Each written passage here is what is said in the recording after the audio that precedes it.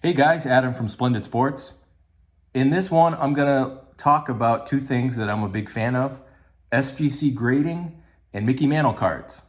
So I received back a 13 card submission recently from SGC of all Mickey Mantle cards that I'm gonna run through here. I wanted to give my thoughts first on SGC. I've been submitting cards to them for over 6 months now, 6 or 7 months. I've graded probably over 100 cards with them. I try to send at least 10 to 15 cards to them every month.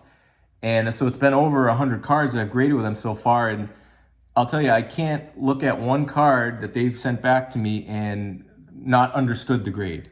So in that way, I feel like they're very consistent, fair graders, great pricing. I've been very happy with the customer service. I think it's just a very well-run company. And those are the type of companies that I want to give my money to and do business with. I'd love to get your thoughts on SGC. So, after this video, shoot me some comments. Let me know what you think. Have you graded with them? Are you considering it? Or are you a PSA only type of grader? I personally only grade with PSA and SGC. And I do buy Beckett slabs, BGS, but I've never graded with them. I don't think I probably ever will. So really the two for me are just SGC and PSA. But I wanted to give that feedback about SGC. I've been very happy with them. Right now, I pay $30 a card when I send those cards in to them myself. I know you can get even lower rates if you go through a bulk submitter, which I don't currently do, but it's not off the table. I may consider it. Hopefully over time, SGC can even get that $30 price down even further. I think that would help them if they can figure out how to scale that. All right, let's look at some cards here. I want to also get your feedback on a specific type of Mickey Mantle card that I'm going to be running through here. And these are post-playing days Mickey Mantle cards. So I'm a Mickey Mantle collector for a long time. I do have a bunch of Mantle graded cards from his playing days, from the 51 through 69 playing days. There's a lot of collectors that only collect those years. So they don't even bother collecting anything past 1969 with Mickey Mantle. I'm not one of those. I actually have many more Mickey Mantle graded cards than I do of his post-playing days than I do with his playing days. So these are some that, most of these here I bought raw and sent them in. Now what I'm looking for here is anything 8 or above. Okay, so if I'm sending in cards from the late 70s and on up, which these cards are, I'm looking for an 8 or above. And so this first one here, 1977 Tcma, which is, if you've never heard of Tcma, that's a cool brand to look up from the past. They made some great cards. This set here was Tcma, and it was in conjunction with Renata Galasso, who is a woman baseball card dealer in Brooklyn. And if you look at the back of the card here, she went by the world's largest hobby card dealer, had a location in Brooklyn, and made some really cool cards. I love, I guess you'd call oddball cards from not as well-known brands. I really love those, especially with Mickey Mantle cards. So this one here, got the 8.5, great card. And it's a great set too, even if you don't collect Mickey Mantle, but you collect Ted Williams or Stan Musial, Willie Mays, all the greats. A lot of the greats are in this set. So if you've never heard of this one, this is a good one to look up. Like a lot of the cards I'm going to be showing here, they're not numbered cards or extremely rare cards. You could find raw copies. But the issue with these type of cards is there's just not a lot of high grade examples. So like when I go for 8s and above, the reason I do that is because it's not that hard to find lower than 8 grade types of these cards. But when you look on eBay of the raw examples that are for sale, there's very few that would most likely grade an 8 or above. So that's why it's a fun chase to collect these for me. Next card we're going to look at, it's also a Tcma card. This was the first printing, so this was from 1980. They made these over a period of years, but this was the first printing from 1980, Baseball Immortals. Number 145, Mickey Mantle, got the 8.5. This is a very, very rare card in high grade out there. I think that when I looked, there was only one PSA 10, and there was like 10 PSA 9s, 13 PSA 8s. So for a card that was made in the 80s, Really not a lot of high grade examples out there, so it makes it fun to shoot for those, and I try to collect as many of these as I can in high grade. The reason it has 1974 is because that was the year Mickey Mantle was inducted into the Hall of Fame. Next card here is one of my favorites. Big League Chew, 1986 Big League Chew, number 6, Mickey Mantle, got the 8.5.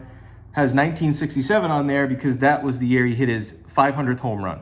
Again, another cool set, right? This was actually in Big League Chew bubblegum packs. So when you would get a pouch of Big League Chew, one of these Home Run Legends cards would be in there. And a very, same thing, very rare that you find these in 8 or above. You know, when I looked, there was 4 PSA 10s, 6 PSA 9s, and 5 PSA 8s out there. The reason I give PSA pop reports is because I do love SGC, but because they really have not graded that many cards compared to PSA, looking at their pop report at this time doesn't tell you that much as far as how rare a card is out there. PSA is still the standard for me when I look at, you know, how common is a card in certain grades out there. So the next card, Sport Flicks. These are real cool cards, 1986. As you move the card, the image changes. You may have seen these before. These are really, I always love these. 1986 Sport Flicks, greats. Number 26, Mickey Mantle. This one got the 8. So really the minimum I was looking for, which I'm okay with. These are tough to get real high grades in. Best of the 50s, decade greats. Again, this is another set where, you know, there's Babe Ruth in this one, Roberto Clemente, there's Willie Mays, Hank Aaron, all the greats. So no matter who you collect, you could find them in these sets. If you've never seen these are really cool ones to go after. This is a very, very rare card in this type of grade. We got 1994 Upper Deck Heroes, number 10, Mickey Mantle and Willie Mays on this one. In this set, there was a base version of every card, and then there was what they would call a 125th anniversary, which you can see the writing on there in gold for the 125th anniversary for Major League Baseball in 1994. And these parallels, the 125th anniversary ones, I believe were 1 per pack in this set. So they're less common, obviously, than the base version. But when you look at the pop reports on these, there's only like 2 PSA 10s and 1 PSA 9, I believe, of even the base version. And with the 125th anniversary, I think there was maybe like none. I don't even think there were any PSA 10s out there when I checked. So these are very hard cards to find mint. And what I love about this card is it has Mickey Mantle and Willie Mays on there from the 1951 season. Rookies Mickey Mantle and Willie Mays meet in the 1951 World Series. So you get a nice rookie photo of each one on there. And it says in the back, rookie standouts from October 4th, 1951. This is a really cool card. I always loved this one, and was able to get the mint 9 in that one. Next one here from 2006 Topps. Home run number 37. The Topps you've probably seen these. Topps did a home run history set where they made a card for every home run that Mantle ever hit in his career. So what I do is I go after the real famous home runs. So like home run number 37 was 1953 Griffith Stadium. This was the birth of the tape measure home run, 565 feet. You've probably heard of that one before. So what I try to do is, like I said, collect the most famous Mickey Mantle home runs in this set, and got the mint 9 in this one. I'm going to show a few on this. Okay, this is from one of my favorite sets of all time, 2008 Topps Chrome, and it is one of my favorite sets, not just for baseball, but for all sports, football and basketball. For some reason, I love the design from the 2008 Topps and Topps Chrome set. I love this image of the Mick with the number 7 showing. And so what we got here is we got two 10s, two Gem Mint 10s, and we got, these are the base cards, and then we got it on a copper refractor numbered to 599. We got, see there, numbered to 599. We got that 9.5 Mint Plus. So very, very happy with these grades. I got these three in a lot altogether. Very inexpensive. And, you know, I was hoping for 9s or 10s and came out well on this one. I love these sets. Two other guys that I collect from different sports, Tom Brady and Larry Bird. I've chased those 2008 cards of those guys too. And I'll do a showing from the 2008 tops for like all sports that I collect. I love that design. Look at this one. We got 2008 tops Allen and Ginter, number 7, Mickey Mantle, gold label, pristine 10. Now, I will say this was not a raw card I submitted. I actually had this in an old SGC slab, which I was not a huge fan of. I like their newer slabs, and so I had them re-holder it into the new one, into the new label. And look at this one. This is the only gold label I have of Mickey Mantle. So great looking card. Allen and Ginter, gold label. I've never gotten a gold label back from any submission of a raw card to SGC. I don't ever expect to. They're just, it's the hardest grade to get, probably along with the black label BGS in all of grading. So don't ever expect to get these. But I was able to buy this card a while back in the old holder and label, and did get it re-slabbed. So now I got it in that one. All right, the last 3 cards here. Show them all together. I'm a big reprint guy too with Mickey Mantle. Not everyone is, I understand, but I love the reprints, especially of the cards that I don't have of Mickey Mantle during his playing days. So like this one here, this was the 1952 Bowman design. This is from the 2021 Topps X set, where they reprinted and reissued every Mickey Mantle card from his playing days. And I got all 10s here, 3 10s. Now, look, it's 2021 cards, so I'm not a big newer card guy, you know, but I do, when it comes to Mickey Mantle, like to collect certain ones. And if I'm submitting cards from 2021, I'm hoping for minimum 9, you know, on these actually. And got good grades here with the Gem Mint 10s. So these are cards that I don't have the originals of, so I like to collect the reprints. The 52 Bowman, like I said, this one is the card that never was. Mickey Mantle never had a 1955 Topps card because he had an exclusive contract with Bowman during 54 and 55.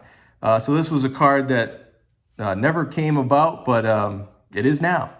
Got that one. And then the 57 Topps, I don't have that one, like I said, the original version. It's a very sensitive, condition-sensitive card. There's not a lot of high-grade copies out there, and the ones that are out there are just very, very expensive. And for a card that I'm not like in love with it, the image on there, it's okay for a Mantle card. So I'm fine with the reprint, getting the Gem Mint 10 and that. So guys, I'm gonna wrap this one up, but what I wanna know from you is, what are your thoughts on the Mickey Mantle market for post-playing days cards? They're very inexpensive compared to his playing days cards, obviously, as they should be. No one expects playing days cards to be anywhere close to the price of the post-playing day cards. The post-playing days are always going to be less expensive, especially with Mickey Mantle. But I love it. A lot of it's nostalgia, you know, especially some of these cards from the 80s. They really take me back to when I was collecting. When I was a kid, I loved Mickey Mantle when I was a kid, just the stories that my dad told me about him. So, you know, when I was collecting cards in the 80s, it was like a kind of like a legend or a myth, these Mickey Mantle cards. This was before the internet, you know, so this was before eBay, where you could just go on and look up those cards and look at them. The only way I would see them is through a Beckett magazine. Once in a while, you'd see the images. But these cards of the original playing days cards for Mickey Mantle, I never got to really see them. So the closest I could get were some of these cards that were issued out in, you know, the 80s through some of these sets. and really enjoyed, getting those cards. And now my chase is trying to get them in very high grades. So it's a lot of fun. From a collector's standpoint, I'd love to get your thoughts on, do you collect these type of Mantle cards? Would you? Do you see, for the investors out there, long-term investors, what do you see the market for these type of cards being in the future? Do you think they'll grow steadily, like, playing days Mantle cards? Or do you think that these are maybe a bad investment? I'm okay with it either way because, again, I'm not really looking to sell these cards. This is a collecting thing for me long-term. But for people that might want to get into collecting Mickey Mantle and they want to maybe make some money too, love to get your opinions and thoughts on our post-playing day Mantle cards. I mean, as you saw, the populations are low, right? They're not, most of these aren't numbered cards. So again, there's always the chance that you could see populations increase, especially if the demand increased. People would submit more of the cards that they have. There's definitely plenty of Mantle post-playing day cards out there in raw form. But again, I just don't know how many are in like near mint or mint condition or gem mint condition. It doesn't seem like a lot because as you look over eBay, you don't see a lot of raw copies in really good condition for sale. So that's a question I'd love to pose out there because I don't really know the full answer. Love to get your feedback. Let me know what you think on that, and we'll talk to you next time. Thank you.